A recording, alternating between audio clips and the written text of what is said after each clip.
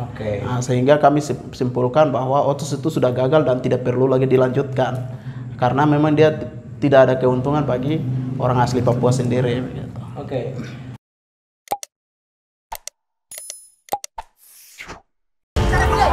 Hercules 3.000 lebih suara.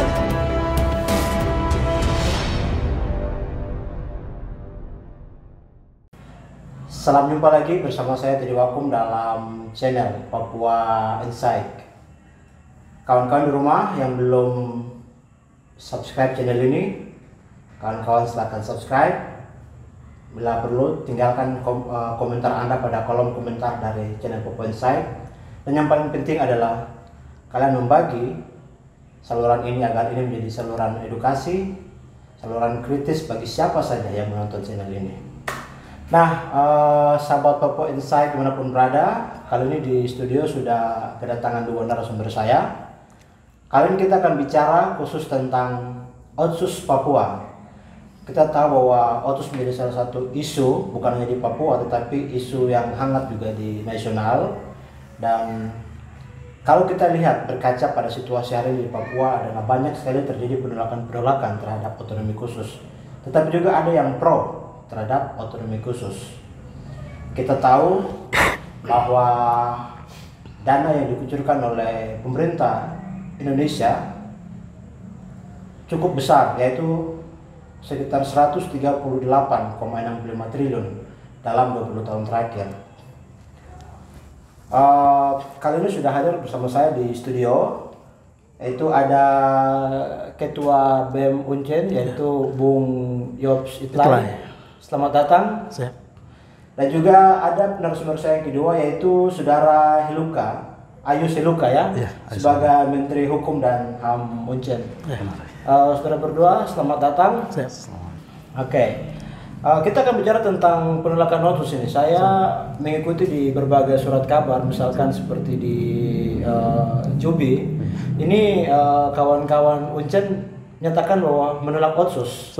Padahal kita tahu bahwa dana Otsus ini sangat besar dan dana Otsus juga digunakan untuk membangun infrastruktur di Papua.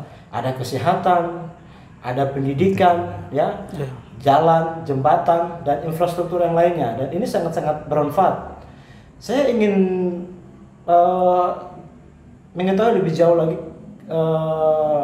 kira-kira kenapa sampai kawan-kawan BEM Uncen ini menolak Otsus ini? Silakan, mungkin dari Yobs duluan. Iya, baik. Terima kasih. Jadi yang pertama menjadi sikap utama kami kenapa menolak itu timbul karena kenyataan yang ada di tanah Papua. Banyak pihak yang menolak, terutama aspirasi yang muncul dari rakyat sendiri, tapi juga ada beberapa elemen baik organisasi maupun LSM yang menyatakan bahwa Otsus itu tidak perlu lagi dilanjutkan. Akhirnya menjadi pertanyaan besar, kemudian menjadi pergumulan kita mahasiswa untuk bagaimana apakah mau memastikan apakah ini memang benar otonomi khusus itu gagal atau tidak. Sehingga beberapa waktu yang lalu kita bersepakat dengan teman-teman di USTJ juga untuk bagaimana kita melihat secara ilmiah. Akhirnya kita bersama-sama mengkaji pelaksanaan Otsus di tanah Papua selama 20 tahun. Kemudian di situ kami ada mendapatkan hasil bahwa memang Otsus itu sudah gagal dengan beberapa metode yang kami lakukan waktu itu. Sehingga kami simpulkan bahwa Otsus itu sudah gagal dan tidak perlu lagi dilanjutkan karena memang dia tidak ada keuntungan bagi orang asli Papua sendiri. Gitu. Ini tadi menarik sekali yang disampaikan oleh Bung Yobs bahwa tidak mendatangkan keuntungan. Ya. Padahal kita tahu bahwa dana Otsus ini begitu besar turun ke Papua. Terus kemudian klaimnya Bung Yobs mengatakan bahwa tidak ada keuntungan. Itu kenapa tidak ada keuntungan? Ya, kalau kita bicara dana Otsus, memang dari pemerintah pusat dikucurkan dana Otsus ke Papua itu memang sangat besar. Tapi juga kita perlu mempertimbangkan bahwa seberapa besar pemerintah sudah ambil dari tanah Papua untuk Jakarta. Kemudian dari pelaksanaannya otonomi khusus itu sendiri bukan dilihat dari hanya keuangannya, tapi kewenangannya. Dalam implementasinya itu seperti apa. Ya walaupun uangnya banyak, tapi dalam pelaksanaannya itu kalau tidak sesuai dari instrumen undang-undang Otsus sendiri itu kan ya kami bisa katakan bahwa tidak ada untungnya sesungguhnya Otsus itu. Karena memang kita tahu di dalam Otsus ya, itu kan ada beberapa batasan ya. Misalkan Otsus kemudian membatasi pemerintah Provinsi Papua, khususnya misalkan di bidang peradilan, agama, terus masalah kebijakan fiskal, moneter, pertahanan keamanan, politik luar negeri, itu juga kan ada batasan-batasan. Sebenarnya kalau kawan-kawan dari BEM Uncen sendiri lihat, apakah masalah kewenangan ini juga menjadi persoalan sehingga kawan-kawan juga mengatakan bahwa Otsus ini gagal? Ya, ini menjadi persoalan juga karena ya kalau kita bicara otonomi khusus itu kita tidak bisa pungkiri bahwa ini ada kaitannya dengan sejarah masa lalu tanah Papua. Kemudian ini karena Otsus itu hadir karena atas desakan rakyat Papua untuk memisahkan diri dari negara Kesatuan Republik Indonesia. Kemudian hari ini diberikan Otsus untuk bagaimana menjawab semua aspirasi yang timbul dari masyarakat sendiri. Bagaimana masyarakat mereka bisa hidup mandiri di tanah Papua itu, bagaimana mereka bisa merasakan kalau kami ini juga sebagai bagian dari warga negara. Jadi bagaimana orang Papua itu bisa merasakan kalau mereka juga bagian dari warga negara Indonesia, untuk bagaimana mereka hidup dan mengatur dirinya sendiri itu kan dikasih otonomi khusus. Tapi kelihatan yang hari ini kita lihat itu kan dalam pelaksanaannya itu kan ya orang Papua itu kan semakin lama semakin termarginalkan. Sekalipun ada Otsus. Ya, sekalipun ada Otsus. Contohnya hari ini kalau kita bicara kewenangan, bagaimana orang Papua sendiri menduduki jabatan apa, bukan hal itu saja, tapi bagaimana membangun orang Papua untuk mandiri dalam ekonomi itu juga sangat penting. Memberdayakan orang Papua. Ya, itu juga sangat penting. Di semua bidang. Itu yang kawan-kawan tidak melihat di situ. Ya, karena contohnya fakta di kota ini saja itu kan sebagian besar mayoritasnya itu yang ruko-ruko apa ini kan semua orang luar yang kuasai. Akhirnya timbullah rasa ketidakpuasan atas semua kebijakan yang ada di kota Jayapura itu khususnya, tapi juga pada umumnya di Papua. Mungkin saya lanjut ke Bung Ayus ya. Siap. Kita bicara dalam pelaksanaan Otsus kan itu kan undang-undang gitu. Bung sebagai Menteri Hukum dan HAM Uncen melihat pelaksanaan Otsus dari sisi pelaksanaan Otsus itu di Papua sendiri bagaimana? Ya baik, terima kasih. Terkait dengan pelaksanaan Otsus di Papua, otonomi khusus,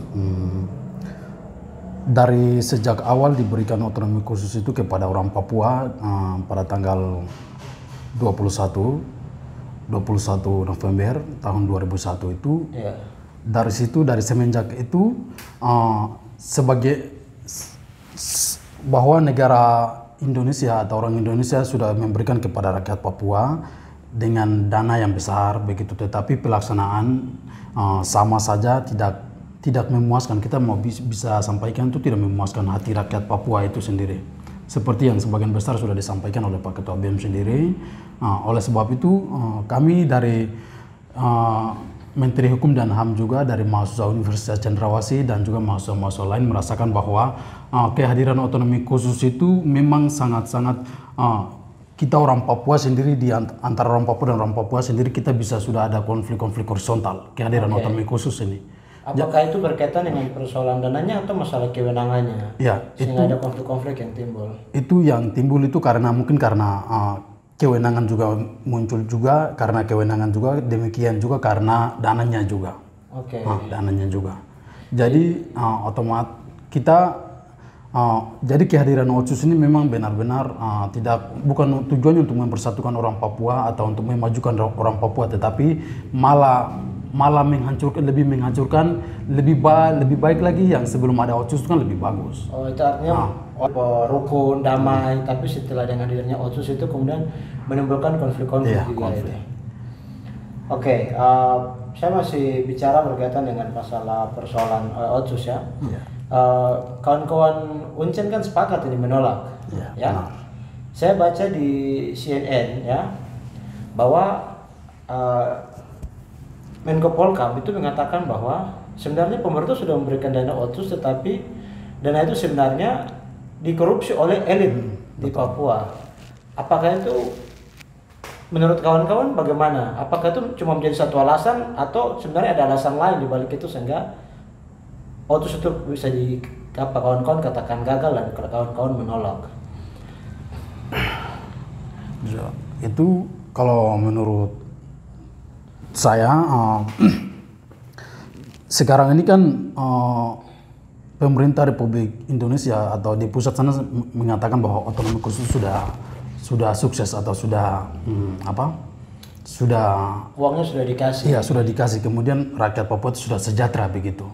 Ini kan dilihat dari satu sisi saja ya. Oke. Dilihat dari sisi itu yaitu infrastruktur, kemudian pembangunan jalannya. Tetapi tidak melihat manusianya ini. Oke. Manusianya mungkin dari kesehatannya. Karena kita orang Papua dari kesehatan di daerah-daerah sampai pelosok ini kan belum kesehatannya masih ini. Ya, gitu. kita tahu lah itu rahasia umum itu. Kemudian juga pendidikannya juga. Ya. Pendidikannya juga kita di Papua ini pasti yang tinggal di kota ini yang pasti merasakan bahwa kita pendidikan masih baik-baik. Ya, kemudian di kampung-kampung ini kan pedalaman-pedalaman SD, SMP ini kan belum pernah berjalan baik. Oke. Ini kan salah satu kegagalan Otsus juga. Oke. Jadi kalau mendengar jawaban seperti begitu kan nanti pemerintah pusat juga bilang berarti kurang dana, jadi kita harus tambah dana. Karena melihat dalam situasi hari ini ternyata itu pendidikan belum ada infrastruktur pendidikan dan kesehatan yang baik di misalkan di daerah terpencil di Papua. Berarti solusinya adalah tambah dana. Kalau menurut kawan-kawan bagaimana, perlu tambah dana atau perlu Otsus ini perlu dievaluasi atau apa tanggapan kawan-kawan? Kalau mau bilang, memang saat ini itu pemerintah pusat tidak pernah melihat implementasi Otsus selama 20 tahun itu bagaimana dalam memperdayakan orang asli Papua sendiri. Tapi mereka itu selalu kaitkan dengan dana. Banyak dana yang kita kucurkan untuk Papua melalui dana Otsus dan lain-lain. Tapi dalam pelaksanaannya ada korupsi dan lain sebagainya yang pemerintah pusat mereka kaitkan itu. Tapi hari ini kalau kita mau bilang, kalau kita kaitkan dana itu sangat konyol. Ya. Karena ketika kita bicara banyak dana, kemudian kita tanyakan kepada masyarakat, apakah masyarakat misalnya, apakah kamu sudah menikmati dana Otsus? Pasti mereka akan sampaikan, kami tidak tahu Otsus itu apa. Ini kenyataan yang saya sampaikan. Karena pengalaman saya pribadi, selama saya SD, SMP, SMA itu, saya tidak pernah tahu yang namanya otonomi khusus. Itu dia punya implementasinya, dananya. Ini seperti apa saya tidak pernah tahu. Tapi setelah saya kuliah baru saya tahu Otsus itu seperti apa. Sehingga saya berpikir masyarakat awam ini pemikirannya sama seperti itu. Tidak pernah memikirkan dana Otsus itu berapa, tetapi dalam keberpihakan kepada masyarakat ini, masyarakat mereka mengharapkan keberpihakan. Sampai hari ini kan tidak pernah ada keberpihakan kepada masyarakat Papua. Oke. Saya kembali lagi, ada pernyataan dari Menko Polkam bahwa itu mereka yang menolak Otsus, itu mereka minta penambahan dana sebenarnya. Itu kalau kita baca di CNN itu ada itu. Saya minta tanggapan dari Ayus duluan dulu, itu bagaimana? Jadi saya semua berpikir ini kawan-kawan yang melakukan aksi penolakan jangan-jangan ada backingan ini di belakang, karena berujuk pada pernyataan si Menko Polkam. Bagaimana? Bahwa kawan-kawan itu sebenarnya menolak Otsus karena minta tambah dana. Ya, baik. Terkait dengan sikap atau video ya yang dibuat dari Menpolhukam itu, ini sebenarnya rakyat Papua bukan meminta untuk tambah dana dan lain sebagainya, tidak. Tapi yang sebenarnya itu kan sesuai dengan perjanjian sebelum otonomi khusus dikasih ke Papua karena gejolaknya orang Papua meminta referendum. Akhirnya pemerintah pusat sengaja kasih macam ya supaya bagaimana rakyat Papua bisa diam. Hanya untuk otonomi khusus dikasih kan tujuannya untuk itu. Dan juga dilihat dari setelah otonomi khusus dikasih dari 2001 sampai dengan 20 ini dilihat dari itu tidak ada perubahan, tetapi malah terjadi pelanggaran-pelanggaran HAM yang terlalu banyak dan mulai meningkat dan juga tak pernah dapat diselesaikan. Oleh sebab itu rakyat Papua melihat dengan situasi di lapangan itu sendiri, maka meminta bahwa otonomi khusus ditolak itu memang benar. Jadi itu bukan meminta dananya ditambah bagaimanapun tidak, tetapi otonomi khusus ditolak dan berikan hak kewenangan sepenuhnya kepada rakyat Papua itu kembali. Untuk mereka menentukan, ya, menentukan hasilnya apa yang harus mereka ambil ya. Oke, saya ini menarik karena berhubungan Ayus adalah Menteri Hukum dan HAM Uncen. Kita tahu di dalam suatu pasal di Undang-Undang 21 tahun 2001 itu kan bicara khusus tentang perlindungan, pemenuhan, kemajuan asasi manusia orang asli Papua ya. Sejauh ini yang Yus lihat sendiri bagaimana, apakah orang Papua dalam konteks HAM sendiri itu pemerintah sudah melindungi, memenuhi, atau yang terjadi sebaliknya? Silakan. Kalau terkait dengan itu, memang secara tertulisan di dalam Undang-Undang Otonomi Khususnya itu memang sudah ada seperti begitu. Ya, seperti begitu. Tetapi pelaksanaan dan implementasi yang sementara ini dilakukan pemerintah Republik Indonesia melalui TNI Polri dan juga anggota-anggota ormas-ormas dan lain sebagainya di Papua. Bukan di Papua saja juga, tetapi orang Papua yang ada di Jakarta, teman-teman di sana juga kan tidak ada perlindungan satupun bagi kita orang Papua ini. Untuk menyampaikan aspirasi. Iya, jadi contoh-contohnya kan itu, kita mau turun demo, ini demo bukan anarkis tidak, tapi kita turun aksi, sedikit langsung dibungkam dengan alasan dan lain sebagainya, dibubarkan paksa. Ini kan berarti tidak ada kewenangan yang diberikan kepada kami untuk orang Papua untuk berekspresi bebas. Oke, berarti pembungkaman ruang demokrasi ya. Kemudian juga contoh lagi ini yang kenyataan yang terjadi di Papua ini kan seperti mama-mama Papua yang sementara jual-jual noken bermotif bintang kejora. Yang di jalan-jalan sementara polisi dong jalan dan bubarkan. Ini kan salah satu membungkam atau mematikan karakter orang Papua yang sebenarnya mau bangun bagaimana untuk menghidupkan kembali dari sisi kebudayaannya seperti noken. Ini kan sementara itu semua dibungkam. Berarti memang orang Papua merasakan bahwa kita orang asli Papua ini tidak ada jaminan hidup di atas negara Republik Indonesia ini. Gitu. Sekalipun memang kita sudah punya Undang-Undang 21 juga, sudah ada Undang-Undang Undang-Undang tentang kemerdekaan menyampaikan pendapat di muka umum. Terus kita juga punya undang-undang tentang hak asasi manusia juga, tapi kemudian ini tidak mampu untuk melindungi hak asasi manusia orang Papua. Dan juga difokus lagi Undang-Undang 21 tahun 2001 itu ya. Jadi sudah begitu banyak undang-undang, tapi menurut kawan-kawan juga itu tidak mampu untuk melindungi hak asasi orang Papua. Oke, saya lanjut lagi ke Bung Yobs. Saya kemarin itu baca di media kawan-kawan Uncen itu menyerahkan kajian ilmiah terkait dengan otsus, kegagalan otsus di Papua. Mungkin Bung Yobs bisa menceritakan secara garis besar tentang kajian tersebut, biar sahabat Papua Insight walaupun mereka juga tahu tentang kajian tersebut. Iya, memang kajian itu kemarin sudah kami buat seperti awal yang sudah saya sampaikan. Ada beberapa metode yang digunakan untuk bagaimana melihat implementasi otsus di tanah Papua itu. Ini beberapa pertanyaan yang kami berikan ke baik itu mahasiswa, dosen, tapi juga pemuda di Kota Jayapura. Ini sebenarnya kita mau melihat kepuasan mereka terhadap pelaksanaan otonomi khusus ini, begitu. Itu ada 2.000 lebih pertanyaan dengan beberapa pertanyaan yang kami berikan ke teman-teman semua. Dari yang terkumpul itu ada 500-an. Jadi tekniknya menggunakan metode kuesioner ya? Kuesioner, benar. Kita pembagian kuesioner, kemudian di dalamnya ada 7 pertanyaan. Itu apakah teman-teman puas dalam pelaksanaan ini otsus atau tidak. dari 500 orang yang terkumpul itu hampir mayoritasnya, hampir 95% mereka katakan bahwa memang otonomi khusus itu gagal begitu. Sehingga kami berpikir bahwa ini adalah hasil daripada apa yang selama ini mereka melihat, merasakan. Itu yang mereka sudah tuangkan dalam kuesioner yang kami sudah bagikan begitu. Sehingga kemarin kita sudah simpulkan bahwa dalam pelaksanaan otonomi khusus di tanah Papua itu memang sudah gagal. Karena roh otonomi khusus sendiri itu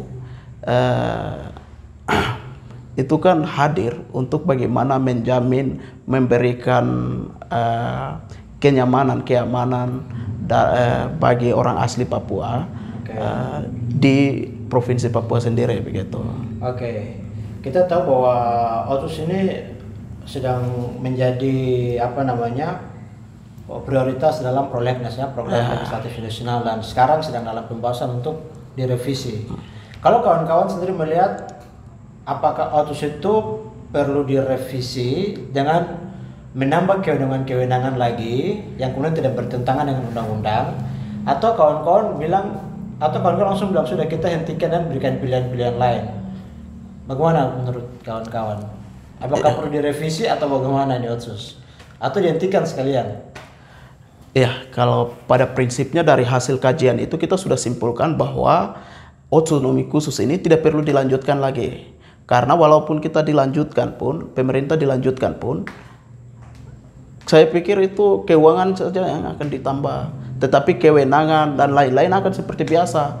Bahkan orang Papua sendiri masih menjadi minoritas dalam semua aspek yang ada.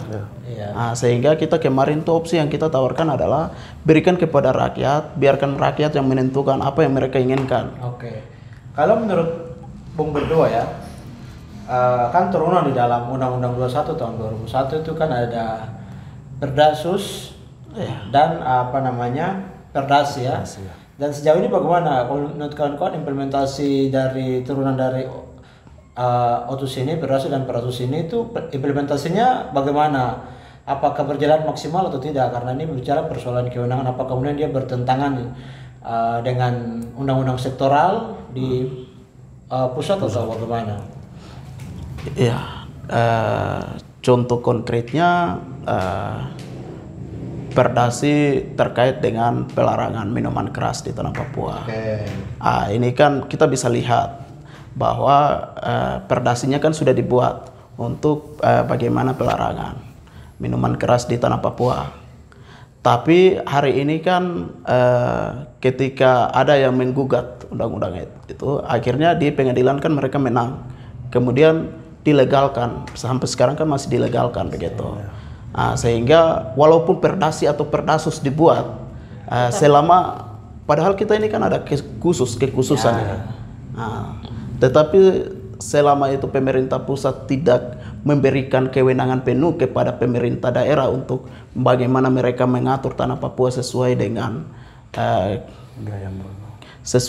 dengan konteks Papua, itu saya pikir semua kebijakan kewenangan Perdasi Perdasus itu tidak akan pernah berjalan baik. Karena sudah ada contoh kasusnya. Ya, sudah. Seperti begitu. Misalnya juga, contohnya juga, macam hari ini mau buat partai lokal. Aceh punya kan sudah 4.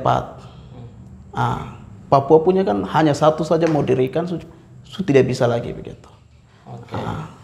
Jadi sebenarnya kawan-kawan lebih arahnya kepada kewenangan yang sebenarnya tidak diberikan ya? Iya, tidak diberikan. Diberikan pada secara teori, tapi pelaksanaannya itu tidak. Ya, tidak. Saya pikir menarik sekali yang disampaikan oleh kedua narasumber kita kali ini.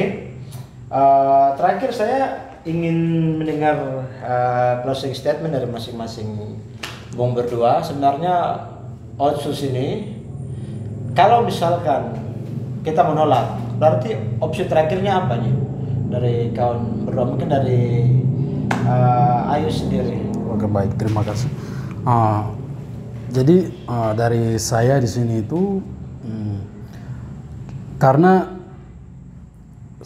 kita lihat dari seluruh rakyat Papua menyatakan bahwa Otsus itu memang sudah gagal dan Otsus itu kita tolak, setelah itu berikan hak dalam arti untuk menentukan nasibnya sendiri. Nah, nanti nasibnya sendiri itu kan tujuan daripada tolak Otsus itu tujuannya untuk itu. Nah, jadi karena dilihat dari Otsusnya ada juga sama saja. Jadi kemudian yang sekarang ini pemerintah Republik Indonesia dan juga orang asli Papua, elit-elit yang sementara ini sekelompok orang yang jalan mengatasnamakan rakyat Papua lalu mengatakan bahwa Otsus itu sudah sukses dan mau dilanjutkan. Ini kan belum orang-orang yang belum pernah turun ke lapangan kepada rakyat orang Papua itu sendiri. Tetapi mereka mendapatkan data-data itu yang tidak benar dan tidak valid itu. Nah, kemudian juga berdasarkan undang-undang otonomi khusus pasal 77 itu bilang kan otonomi khusus ketika mau berakhir itu kan kembalikan kepada rakyat bukan kepada pemerintah. Nah, tetapi yang sekarang ini terjadi kan ini belum sampai ke rakyat, belum sampai ke masyarakat, tetapi dari DPR langsung naikkan bahwa Otsus itu sudah ini. Jadi hasil kepentingan elit tanpa melihat aspirasi murni dari masyarakat. Karena kita tahu juga ada petisi rakyat Papua yang sedang dijalankan dan itu banyak sekali yang melakukan penolakan ya. Benar. Ya. Jadi pada dasarnya bahwa kita tolak Otsus dan berikan hak kewenangan sepenuhnya kepada rakyat Papua itu kembali. Oke, berarti intinya kita kawan-kawan tolak dan kita berikan kewenangan kembali kepada masyarakat. Iya. Apakah dia mau bikin apa? Dia mau terima atau dia tolak dan dia mau menentukan nasibnya sendiri gitu. Oke, dari Yob, closing statement. Baik, saya pikir yang memperjuangkan otonomi khusus untuk lanjut bukanlah rakyat, karena kedaulatan ada pada rakyat. Biarkan rakyat yang menentukan apa yang mereka inginkan.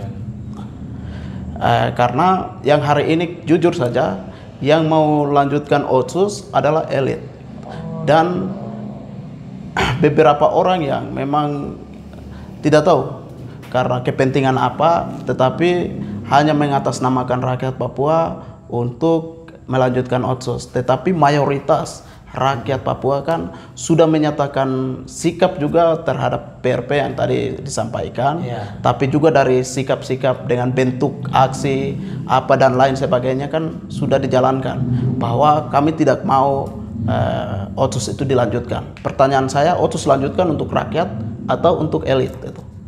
Kalau memang untuk rakyat, kembalikan kepada rakyat. Biarkan mereka yang menentukan apa yang mereka inginkan. Oke, luar biasa. Terima kasih. Saya pikir diskusinya menarik sekali dan menurut kesimpulan akhirnya nanti kawan-kawan di rumah juga bisa simpulkan dengan melihat situasi realitas hari ini apakah Otsus itu penting atau tidak bagi orang Papua ya. Dan biarlah sahabat sendiri yang bisa menentukan apakah Otsus itu penting atau tidak untuk orang Papua. Mungkin begitu. Sekali lagi terima kasih buat Bung berdua buat waktunya sudah hadir di studio Papua Insight dan saya harap mungkin ke depan ada ide-ide menarik atau diskusi menarik yang perlu kita perbincangan. Kita perbincangan. Saya pikir Papua Insight sangat siap sekali untuk Bung, terutama untuk kawan-kawan mahasiswa. Saya senang sekali karena suara mahasiswa itu suara yang menurut saya suara-suara yang itu adalah suara rakyat. Jadi saya pikir channel ini bisa membuka diri untuk kawan-kawan mahasiswa menyampaikan ide, gagasan dan pikiran-pikiran ilmu yang ada di kampus. Mungkin seperti begitu.